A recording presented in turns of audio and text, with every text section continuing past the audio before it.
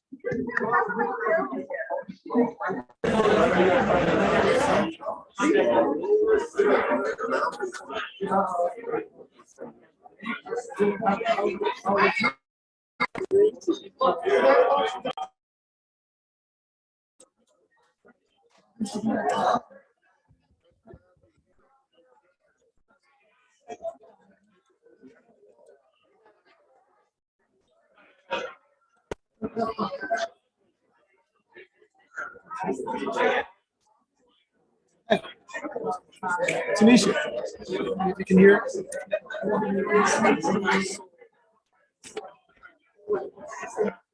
Hello, hello, hello, hello, hello, hello, hello, hello, hello, hello.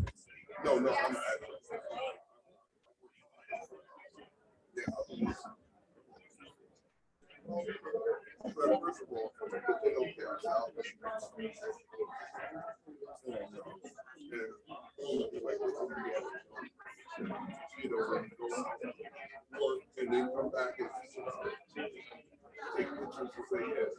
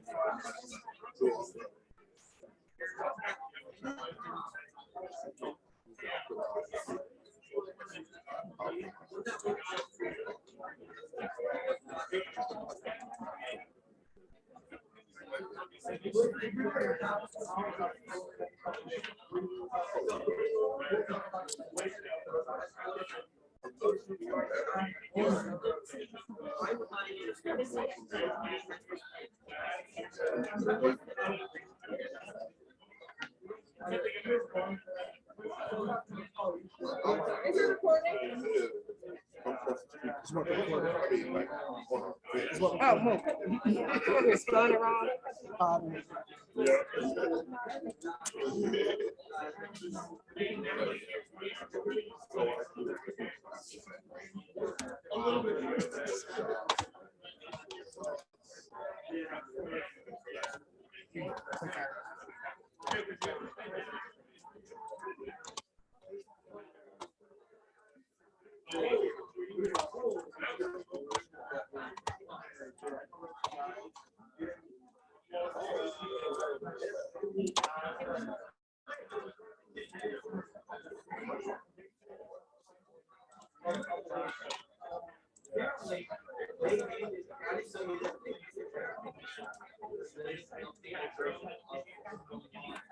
Where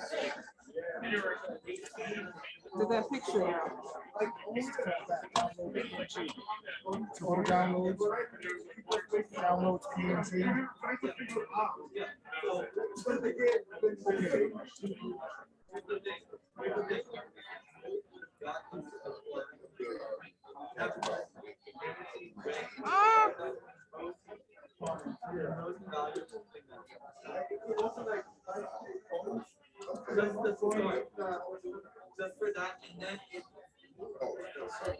It's not in there.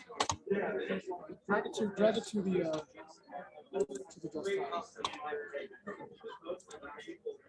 It's in desktop.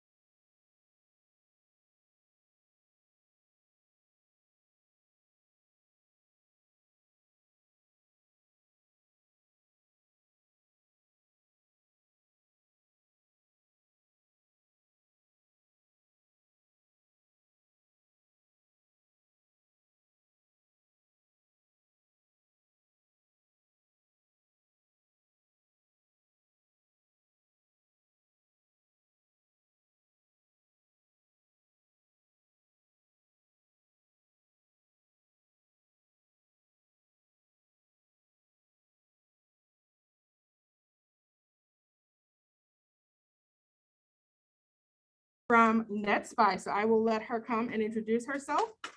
And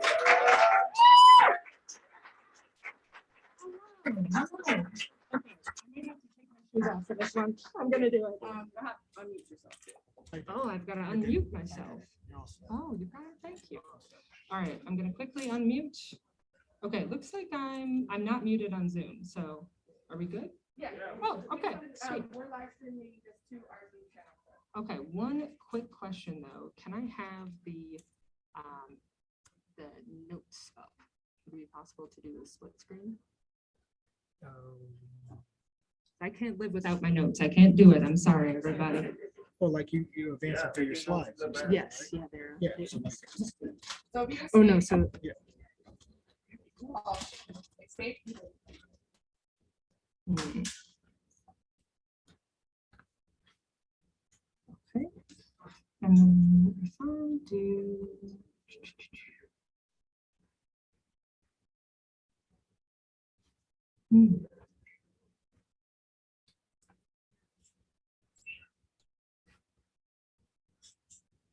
Okay.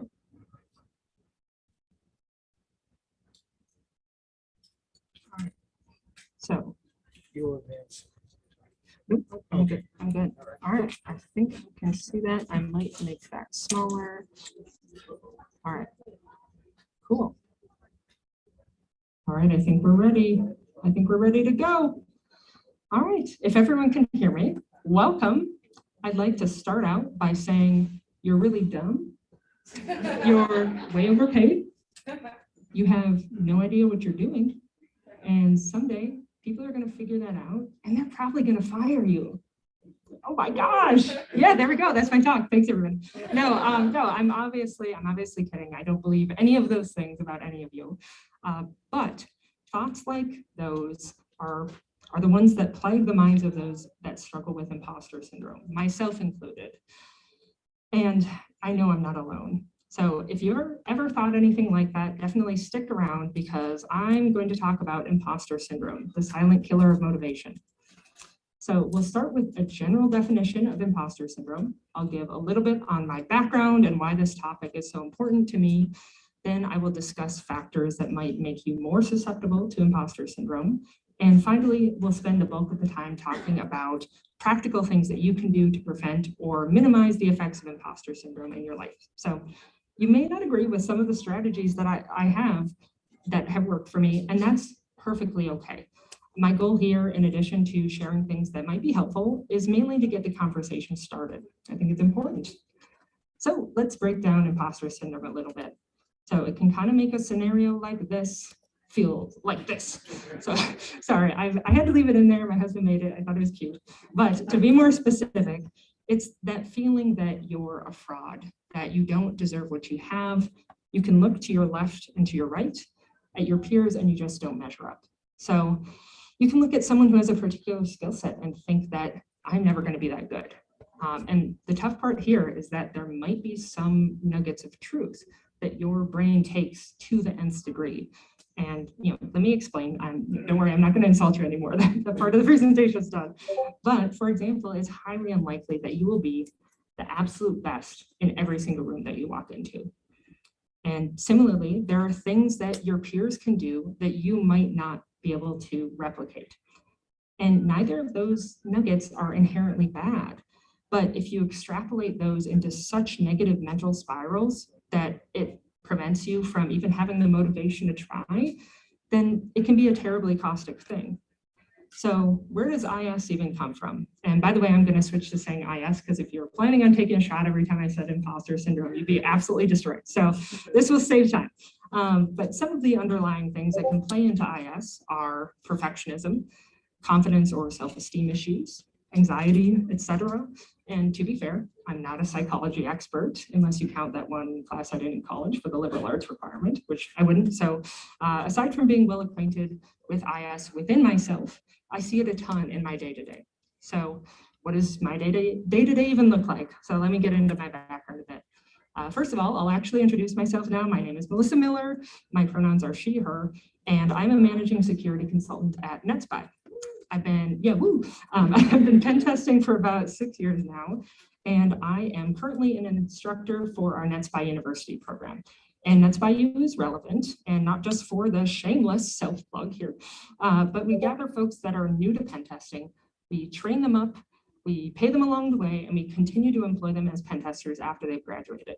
It's a pretty sweet deal, if I say so myself, but it does mean that we get a lot of people who are new in this career path or are older and trying to do a career change, and that's relevant in the next section.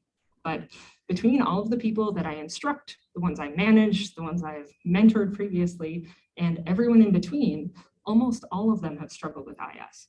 And it's possible that I'm giving it to them, or maybe I'm approachable enough that people are willing to open them up about some of their insecurities. And so I like to believe that it's the latter, but the point is that I've got a pretty good sample size here. And IS is clearly pervasive in the tech industry as a whole. And maybe so much so that we could say it ends with something like demic, but I won't say that. I know we're all sick of that, but I also don't have enough actual data. But sticking with the topical metaphor, there are some trends that I've noticed that can be an indicator of an IS hotspot. So being in a new role or position, working remotely or being isolated, and a feeling of inherent otherness that could come from being a minority in your workspace. So if you're in a new role, especially those that are earlier in that field's career path, so this is where a lot of the NetSpi U associates fall, it's easy to look around at the more experienced people and just feel inferior.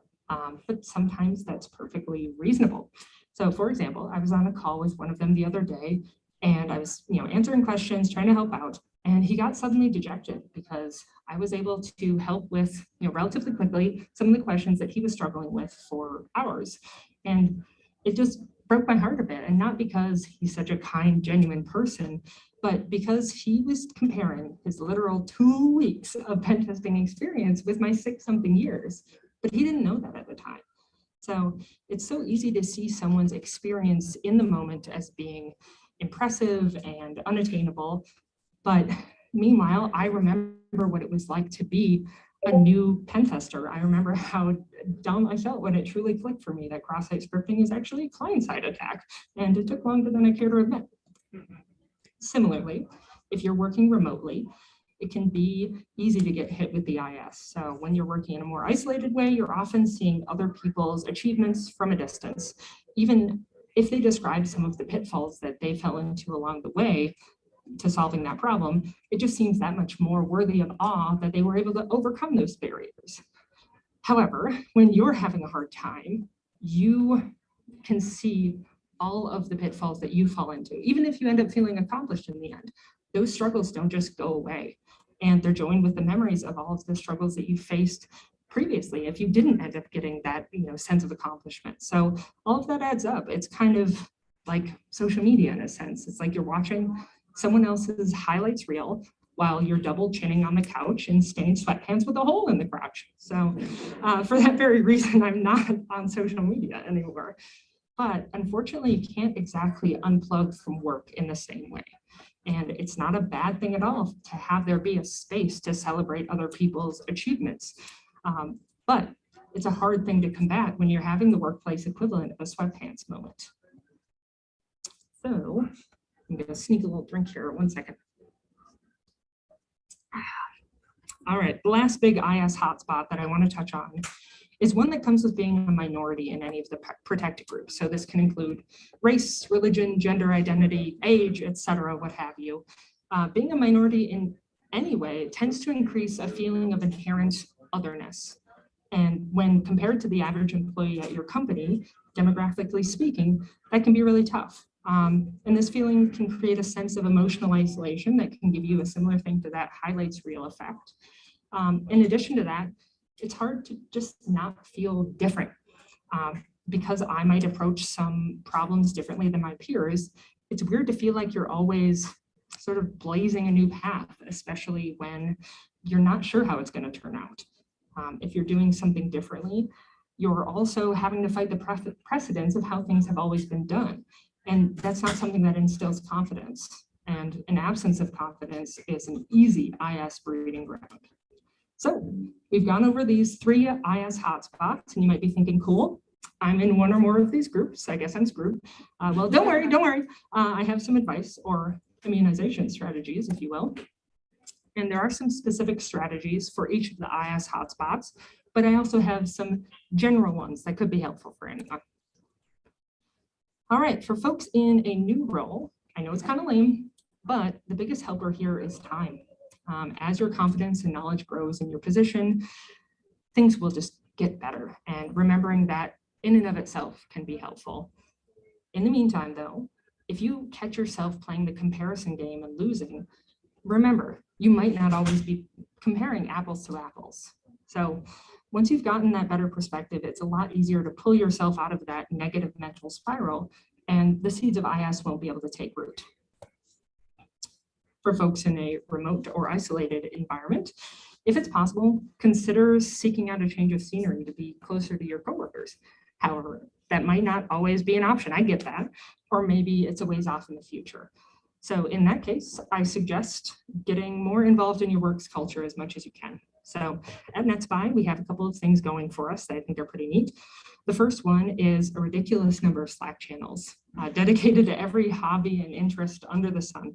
So there's a channel for video games, coffee enthusiasts, even one for Pokemon specifically. And it's so much easier to feel like you're a part of a community when you're talking about why actually Sun and Moon was the best Pokemon release. You know, it's awesome to be a part of that community. So the second thing we have going for remote folks is a mentorship system that gives every new employee a mentor that meets with them regularly to help guide them into the community. And I think it's pretty neat to have a touch point person that can help that isn't just your manager. So if your company doesn't have one or both of those things set up, I highly recommend trailblazing, or at least contacting someone who can. So creating those spaces for human interaction can help everyone feel more connected. And that's always going to be a win, not just for IS eradication. The third set of immunization strategies are for folks who might be feeling the rumblings of IS due to an inherent sense of otherness. And those feelings of otherness could be impacting you in various degrees of severity. So if someone is speaking or acting discriminatorily, there's often justification at the very least for some variety of confrontation. And I find that people are much more receptive to those types of conversations in a one-on-one type of setting. So, however, you may not always be wanting to be confrontational. It can be exhausting to constantly feel like you're being the champion of ethics. And mostly people probably just want to come into work, do their job, and be a regular person, rather than dealing with that discriminatory bullshit, because frankly, that's what it is. So despite me being relatively comfortable with those confrontational conversations, I fortunately don't have to have them very often. I work in a space where a lot of my coworkers are my friends. And I know everyone's not in that spot. So if you're not feeling confrontational, I obviously highly recommend taking things to HR. I've got to do the PSA there, but you may not feel comfortable with that either. And that's perfectly fine. Each person's discomfort or reasons for discomfort might vary. So, you know, if you don't have a safe person to talk to, if you've looked through your Rolodex there and you can't find a safe space and someone is doing or saying hurtful things, honestly, you owe it to yourself to go somewhere else and or consider litigation. Who knows? Dealer's choice. But at the end of the day, your mental health is much more important than playing nice. In a more positive light, hopefully no one here is struggling with that sort of scenario, but perhaps you're still feeling outside of the group. And something you can do is take a moment to think of one or more people that you trust that you can work with. And if you can't think of someone, recall some of the getting involved strategies that I mentioned earlier. Make it an active mission of yours to form real bonds with people. And those trust relationships don't just happen overnight, but once they do, they will help prevent IS. And here's how. One of the spookiest things is when you are not feeling confident to bring new ideas to a group setting. So if you bounce those ideas off of your trusted people in a safe space, you can get feedback and you feel better prepared when you do eventually take those ideas to a larger setting. Something else is that it can just help to open up about some of those IS struggles. So if you tell someone trusted that sometimes you feel like everyone who works here is so smart and I just can't measure up, you know, I bet you big money that they'll respond in one of two ways. They'll either open up about their own struggles as well, and you won't feel so alone. Or they'll remind you of the reality of your intelligence and effort. And then they'll build you up in a real way that only someone who knows you well can do. In either scenario, you'll leave the conversation feeling so much better. So the other thing you can do is get involved in or help found a diversity and inclusion committee. So changing the conversation to be able to say that there is no average person who works here because we're all different. You know, that's the dream. That's why we're all here, right? We want everyone to feel welcome in this cybersec space. Even if it seems like we're a ways away from that sometimes, it's important to take steps in the right direction. So this last piece of advice is tricky, and this will definitely be something that you have to practice, but it's to reshape how you view those traits that make you unique in a more positive light. This one is definitely a fake it till you make it type of a scenario. And I know no one likes hearing that, it's cheesy, but that's how it was for me. So it's not an inherently comfortable thing to walk into a room and realize, all right, cool, I'm the only female identifying individual here. Awesome. It can make everything you do feel like it's under a microscope. So that's a difficult narrative to switch. And something that helped me was realizing that when I speak up, people tend to listen, and that's a powerful thing. But while you're waiting for the confidence that comes with realizing that, even if you don't feel it, imagine what it would sound like coming out confidently and do your best to emulate that. So I know it sounds silly, but if you do a good enough impression of confidence, people will tend to treat you like you are a confident person. And that creates a positive feedback loop that will help lead to actual confidence. You might be thinking, all right, yeah, whatever. This is coming from someone who's literally giving a presentation right now, and I hate public speaking. Well, don't worry, me too. So the thing that's always helped me is preparation. If I'm going into a big meeting and I suspect that I'm gonna have to talk, I'll prepare notes ahead of time. And even if I don't end up actually talking, I still prepare them. To get more comfortable with some of the technical presentations, I would prepare a script and bulleted notes and reminders for every single finding. So even for this presentation, I wrote a script and I've gone through it more than 13 times now. That's a real number. So I've been just manically talking to myself in a room. But regardless of how much practice you put into boost yourself in some of these stressful situations, there should still be a core motivation of, I'm doing this for myself. I'm doing this to help my career. Because the most important thing that you shouldn't do if you're feeling outside as a group is to try and force yourself into something that you're not. Because there's no more powerful defense against IS than being your true authentic self and being comfortable with that. Easier said than done though, right? Well, I categorized all of these previous examples into specific IS hotspots. I'm getting into the general tidbits here that can help regardless of where you are. So the first one here starts with identifying a healthy work environment. So your mileage may vary, but for me, the big 5 attributes of a healthy work environment are: 1, a place that encourages open feedback. So do you feel like you can let people know what is working and what isn't working for you? If you've given feedback in the past, how has that been received? Ask yourself these questions, and so you might be surprised by the answers. 2 is a place with a culture for self-care. So when people say that they work for more than 40 hours, is that viewed in a positive or negative light? And hint, it should be negative. If someone has to work extra, something has gone awry, something's wrong there. If people are playing the my you-know-what is bigger contest of overwork, that's not, overwork isn't a good thing. It's not badass, it's not healthy. And if I'm being perfectly honest with you, it's something that I'm actively trying to be better about in my own life. And it's hard when you're truly passionate about what you're doing. But at the end of the day, you need to not go forward in your slides. At the end of the day, you need to prioritize your own mental health, because no one will do that better than you. But it does help when you're working in a space where that's already built into the culture to care about that sort of thing. So 3, a place with a culture for the collective. So does it feel like achievements are every person for themselves, or are other people trying to help others succeed? At NetSpi, we have this kudos channel where anyone can call anyone else out for a job well done. And it's such a positive place. And it's awesome. It's great to see everyone celebrating together because we know we're part of a larger ecosystem. So also, do you know who you can reach out to for help other than individual mentorship / management? We have several channels where this is true. When someone posts, for example, a technical question, within a few minutes, you usually see several people chiming in with any sort of help and advice. 4, a place that seeks out and celebrates diversity. So does your employer have specific goals and initiatives to seek out diverse new hires? Does your employer have groups like a D&I committee who are actively trying to both retain current diverse peoples as well as reach out into the community? And the common line of this thread of questioning is, how active is your company? Because almost every company will say, yeah, totally, we love diversity, but not every single one is actively doing something about it. Diversity doesn't just happen naturally. You have to be actively trying to change the trend. And lastly, is a place where you can have fun. So this is a big one for me. I like to have fun. I like to laugh.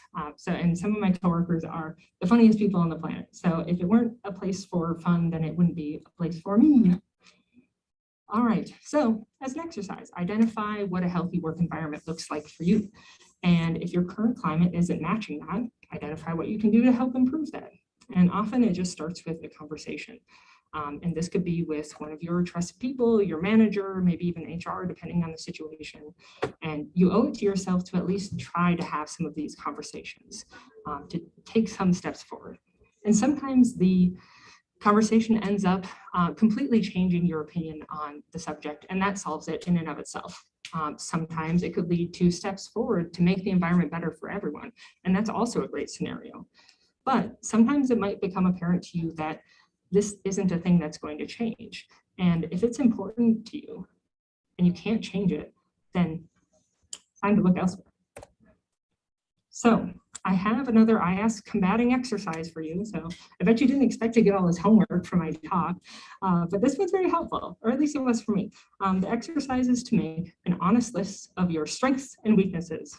And the point of this is that you need to be aware of what you're bringing to the table. And if you have no idea where to start here, you could do one or both of these things. So firstly, you can ask for feedback from anyone that you work with that is trusted. So you could start with those trusted people. You could include your manager, your peers, people that you manage as well. Anyone. So one of the things that NetSpi does that I really appreciate is we go through these trainings with the charming Ginger Duncan. And I've gotten a lot out of these sessions. And one of the things that I use is the concept of getting feed forward. So, it's emphasizing those active actions that you can take. So the format is essentially asking, what should I start doing? What should I stop doing? And what am I doing that I should continue? And you can mess with the phrasing for something that suits you, but it should retain that start, stop, continue format. And any substantive answers to these, you can put into the strengths and weaknesses exercise. So the second thing you could do is start to keep a plus minus journal. So celebrating some of your work wins and noting some of the times where you've struggled. Granted, both the positive and negative sides of this journal should come with a certain amount of introspection before they go in there. So they shouldn't include things that you had nothing to do with. So for example, if a client gives you credentials that didn't work, it really should only go in the journal if you should have tested those credentials earlier.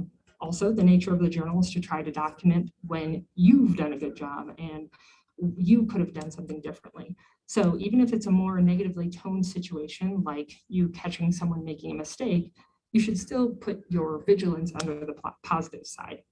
So it's a good idea when you're trying an exercise like this to set a reminder every day to, reflect on the events of the day and see if anything should go into the plus minus journal. So after all of this self-reflection and, from the feed forward and the journaling, you should probably have some better data to build out your strengths and weaknesses. So to give you an example of what these could be, I'll lay myself bare and walk through some of mine. But first, I'll take a drink of water. All right, so the first one, oh boy. So I enjoy figuring out puzzles and I'm a good strategist. Is probably why I like pen testing, as well as trying to figure out some of the higher level solutions that come with the business or management side. Second one, I can get along with most people, and it's one of the reasons why I enjoy both management and NetSpi U instruction. And then this last one is I'm driven by helping. So while I do get a sense of success when I get a really cool finding, I have a much more well-rounded good feeling when I teach that finding to someone else, and then later on they tell me, hey, I found that in a client test. Yeah, I'd love to celebrate with someone like that. So I like feeling helpful, and it makes me seek out opportunities to help. On to the weaknesses. All right. So first one is I can be hypercritical sometimes. Because pen testing requires such a detail-oriented mindset, it's hard not to carry that into assessing people. And I'm actively trying to be better about giving honest feedback that isn't unnecessarily critical. So focusing on the things that need to change and not focusing as much on the things that are fine but not ideal. So the second one here, despite my computer science degree, I don't really like coding. I'd much rather tear apart someone else's code than write my own. Yeah, I don't like coding. I didn't think that one would get away with all the things. That's great. But I recognize that I could be better at coding by practicing, but I'm perfectly fine with leaving it as is. It doesn't make me happy, and I'm going to continue to pursue opportunities that don't have a huge coding component. And the third one is memory. So I joke that if I don't write something down, it's gone forever. And unfortunately, that's kind of true. So my memory really sucks. It's not something I can work on, but it's something I can compensate for by taking detailed notes on anything and everything. And I could go on in both categories. I won't to save you all, but that's a sample of what you could do and how you should analyze each one. So other than masochism, why should you be motivated to write your own list of strengths and weaknesses? Firstly, having a more accurate self-image can help you combat those moments of IS. You can say, I'm not dumb, my memory is just bad, and that's fine. You'll also likely have a more balanced self-image. And balance is important. It makes it easier to set yourself up for success. So as opposed to an unbalanced image in either direction, which can be bad. So if you have an overinflated sense of some of your skills, you can be setting yourself up for failure. So if you think I'm Lord of the pen test, and then something inevitably comes along to shake that, the negative self-talk to follow is going to be, absolutely awful. And in the other direction, if you're undervaluing some of your skills, you couldn't be passing on opportunities where you would normally shine. Secondly, examining your weaknesses can be specifically beneficial because they can help guide your efforts to improve. So for example, by thinking more about my desire to be less hypercritical, it can sometimes temper those moments where I'm doing too much. And you might also have some of those weaknesses that you're perfectly fine with. So it's still good to know about them because you can avoid career paths that would rely on you investing on a skill tree that you would rather leave as is. At the end of the day, no one's happy doing something that they don't want to do. And knowing what you do and don't want ahead of time can save you a lot of time and trouble. And the last thing better weakness awareness can help with is knowing some of those ones that you can't change, but perhaps you can shape your actions to better compensate. Knowing what you're doing, or knowing that you're doing what you can, will lead to fewer feelings of guilt around something that's out of your control. Lastly, examining your strengths can help you in the following ways. Simply documenting the things that you're good at can lead to a higher degree of confidence when you're practicing those skills. You can also use those strengths as a guide for which opportunities that you should pursue. You're more likely to thrive, feel confident, and actually enjoy what you're doing, which is a dream. That'd be great. So the last one is the other factor comes that with documenting your strengths is when someone comes along and compliments you on those strengths, you're much more likely to actually believe them and therefore get the corresponding confidence boost that comes with that. And that can help keep the bias away. All right, so we've done a lot of talking about self-reflection and self-honesty, but you can help to cultivate a healthier environment for others by turning that honesty lens outwards. So I read a book a while back called Radical Candor by Kim Scott that shaped the ethos of a lot of my interactions, and I recommend checking it out if you haven't already. So I'm sure you've heard the term compliment sandwich, or shit sandwich, as some people will call it. It's the concept of surrounding criticism with a compliment before and after. And perhaps this is controversial, but I find that technique to often be harmful. Because it encourages people to come up with ingenuine compliments so that someone doesn't feel bad when they say the thing that they actually want to say. And the goal behind the compliment sandwich isn't a bad one. In theory, you don't want someone to leave a discussion feeling bad, but in practice, it ends up being more like emotional whiplash. So instead, I try to give feedback in a way that's behaviorally specific and focuses on the practical next steps. So you can shape the feedback in a way that leaves someone feeling more hopeful, which is always a good thing. So for example, you could say, hey, I've noticed you don't speak up a lot in group discussions, and I know you have some great ideas. I would love to hear more from you. So it feels less like a smackdown and more like a call to action. And there's a compliment sprinkled in there too, but it's honest and it also ties into the action item. Generally speaking, I think it's a good idea to exclusively give honest compliments. Over time, people will realize that you don't just throw them out there, and they trust the ones that you do give. So this also has a positive feedback loop in the sense that the fewer and genuine compliments that you give out, the less suspicious of others' compliments you will also be. So in a similar vein, I recommend avoiding ingenuine interactions like, hi, how are you? And then wait for them to respond and then say, okay, anyway, here's this task that I have for you. So, it can make people feel kind of gross. I always ask for the thing first, and then once that's completely done, I can ask how they're doing or how they're doing. Because at that point, I'm asking because I care and not because I want to butter them up to do a thing for me. Another thing you can do externally that will help have a positive internal benefit is to seek out ways to be helpful. After you've helped someone, that's a concrete action that no amount of IS can tarnish. Also, it's just a nice thing to do. However, sometimes you're not in a spot where you can offer help. Maybe you're the one that needs help. And for some of the little things, don't be afraid to ask for that help. Reach out to your trusted people, mentors, instructors, managers, what have you. It gives those others an opportunity to feel good to help you out. And just remember that you're not a burden or a failure for needing help.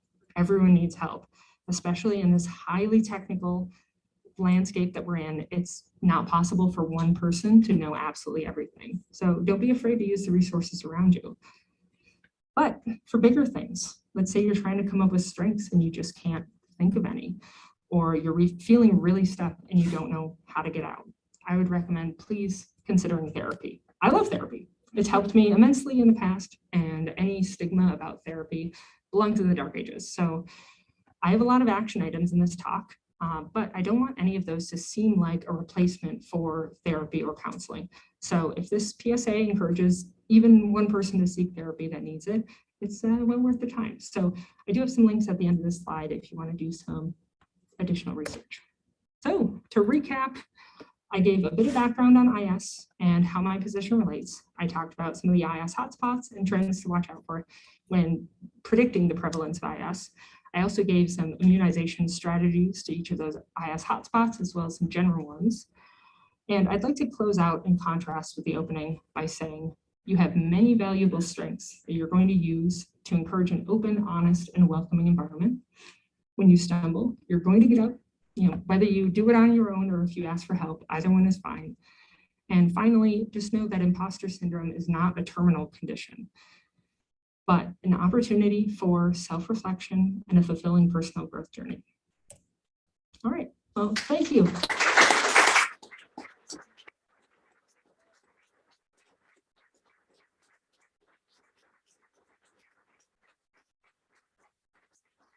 I'll put my shoes back on, but does anyone have any questions? Yes. Oh, no, I just, Oh, okay. You said yes like you had one. All right. Any questions? Anyone? You can put me on the spot. It's your opportunity. Make me sweat. All right, cool. Well, thank you again. Oh, yeah. Sorry, I missed you. What's up? You said one of the things that you were talking about was that you were trying not to work late or have a good work-life balance. In that, but you said you also enjoy what you do. What's wrong with enjoying what you do? What's wrong with having extended hours if you do enjoy what you do? Well, the main problem there isn't in the moment when you're not feeling it, but when it builds up over time, even if you are enjoying what you're doing, that can have some, little negative effects over time. It could affect your personal relationships. Let's say your poor husband has to do the dishes all the time and you feel guilty about it. Even if you are really passionate about what you're doing every day, it can have some ripple effects that affect other areas of your life. It's important to have balance.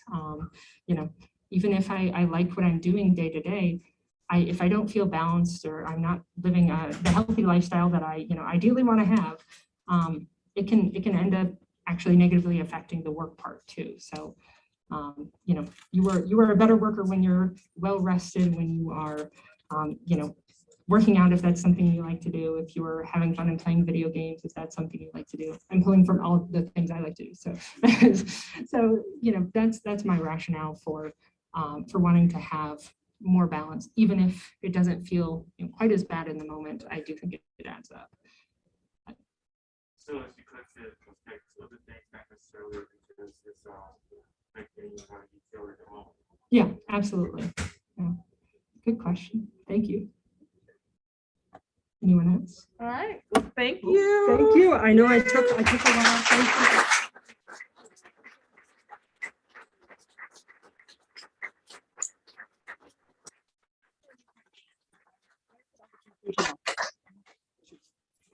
Better sit down.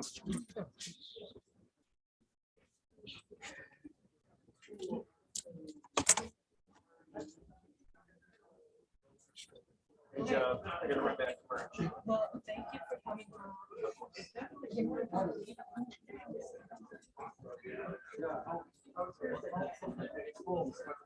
We can keep that just in case she.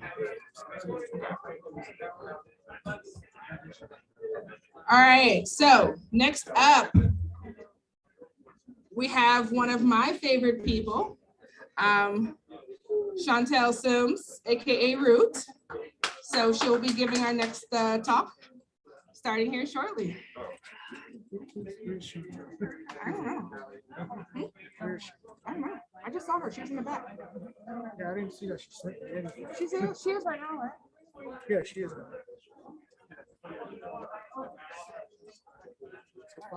So I just want to remind everybody, we've got a networking event tonight at 6:30 to 8:30. We'll be playing some games. There'll be some prizes. So please feel free to stop through after you're done with your con for the day.